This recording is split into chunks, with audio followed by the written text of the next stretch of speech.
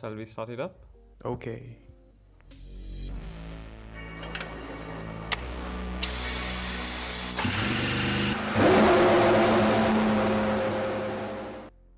Hi, welcome back to another episode on Racepod. So today we are going to talk about the Dutch Grand Prix. Before that, we'll talk about what happened last week at the Belgian Grand Prix. Shanal, over to you. So last week's Grand Prix. My first question is, what Grand Prix exactly, Tarasha? I don't remember any Grand Prix happening last week. So unfortunately, the Grand Prix wasn't able to, happen last weekend, because due to bad weather. And they attempted to begin the race twice, but it didn't work out. Whatever happens, Williams got a podium last weekend because of George Russell's qualifying. He qualified at P2 last weekend, so because the race didn't go on, George Russell got a podium. So that was his first podium in his Formula One career. So congratulations to him. එහෙනම් අපි කතා කරමු Formula 1 news එකක් ගැන ගිය සතිය ආපු updates එකක් ගැන. කිමි රයිකනන් එයා අනවුන්ස් කරා මේ සීසන් එකෙන් පස්සේ එයා රිටයර් වෙනවා කියලා. ඒත් එක්කම වැල්ටරි බොටස් ඇල්ෆා රොමියෝ එකට යනවා කියලා රූමර් එකක් තියෙනවා. අසල් මර්සිඩීස් වලට යයි වැල්ටරි බොටස් රිප්ලේස් කරන්න. ඒක තාම කන්ෆර්ම් නෑ. ඒත් පොඩි හින්ට්ස් අපිට ටෝටෝ වොල්ෆ් දුන්නා. බලමු. Yeah, and I'm pretty sure that Hamilton is not pleased with the decision made by Toto Wolff about bringing Russell into Mercedes. Besides that, there have been rumors about Alex Albon also going to take Russell's place in Williams. Kimi tested positive, so he won't be able to race this weekend, and Robert Kubica will be taking his place in the Alfa Romeo. So today we have two guests on our show. One is Kavin and the other one is Kehan. Kavin, of course, was on our show last weekend as well. Kehan is new. Kehan, what do you have to say about the Zandvoort track and the Dutch Grand Prix? I mean, what's not to say about the Zandvoort circuit? It's historic. It's historical. If you want history, there are few circuits like Spa, but then even Zandvoort, it stands out. About the track itself, it's about 4.3 kilometers long. It has 14 turns, and the first one is called Tarzan. And it has 2 DRS zones, which will be very handy for today's race. And on the historical side of it, you take Jim Clark. He has a lot of history with this track. He had, rest in peace. He has 4 wins. He has most wins here.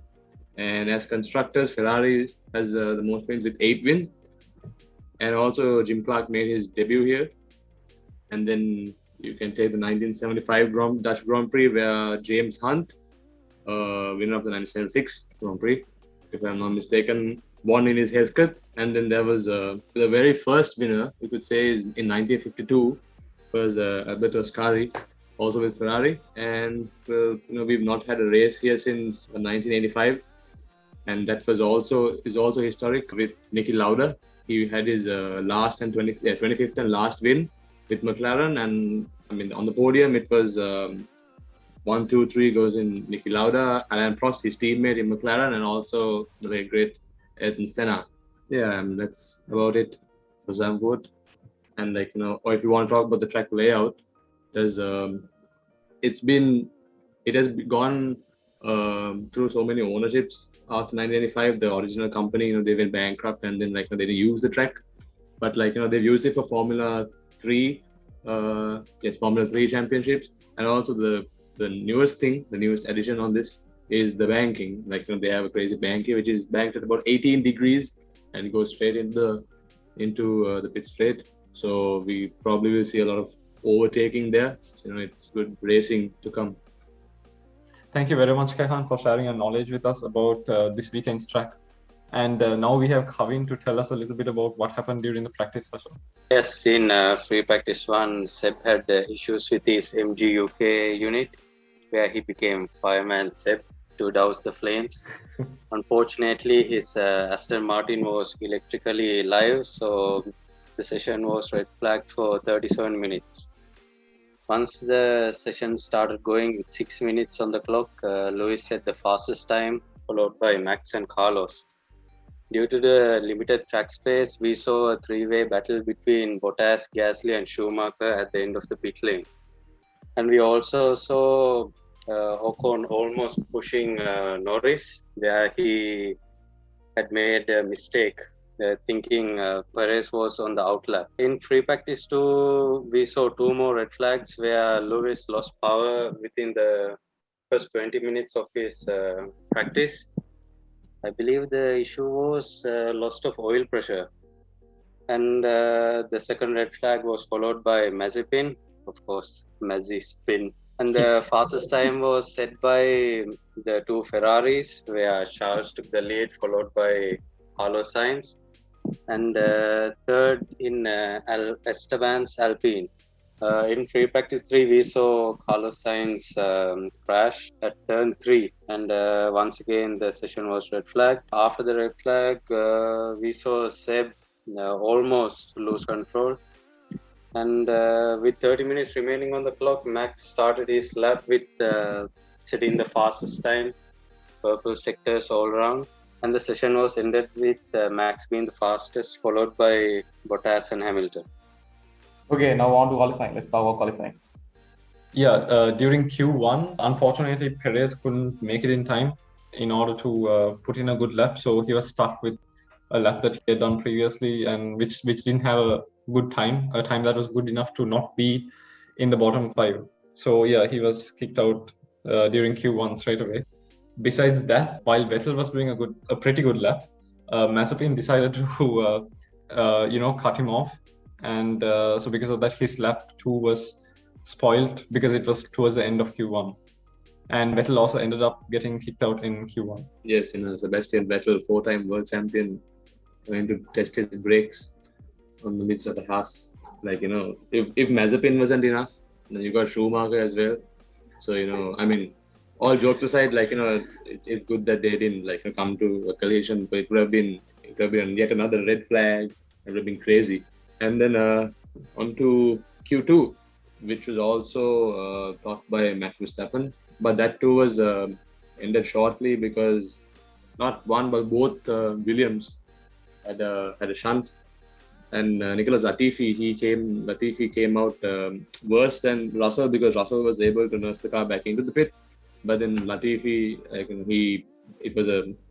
he lost the rear. And it's a combination of factors. He lost the rear, and his rear wheel was out of the track. He didn't have traction, so he was more likely to lose it. So that brought a red flag, and ultimately because there was no time left, they decided to not restart the session. Well, the bad news on that part is it was bad news for Lando Norris because he ultimately couldn't put in a good lap. And he had to. He was kicked out of Q2, which is strange because Norris had good pace up until the shunt that he had at Spa, and today he didn't qualify that well. He got kicked out of Q2. So yeah. Q3, one word: Max Verstappen on pole, followed by a Mercedes front row lockout. With Lewis in the lead. There was only, I believe, 0.3 of a difference between Max and Lewis. Even though Max was on pole, the star of Q3 was Antonio Giovinazzi. I'm pretty sure that was more than one word. It's a coincidence, Max Verstappen. And back in the last race we had here in 1985, when I said the pole sitter, it was Nelson Piquet. When you say Nelson Piquet, you don't really you don't tie it to Max Verstappen, but all the F1 fans, or even if you're not an F1 fan, but you find Max Verstappen hot, then you probably know why we're talking about Nelson Piquet and Max Verstappen. They're obviously both racing drivers, nothing else. Yeah, thanks a lot for that valuable information. Now on to something fun. Predictions. Shunal, you go first. So naturally, by now I guess all of us believe that Max is going to come out on top, no matter what. Besides that, I think Hamilton might have a good chance at second, and for third, maybe one of the Ferraris, maybe Charles. Okay.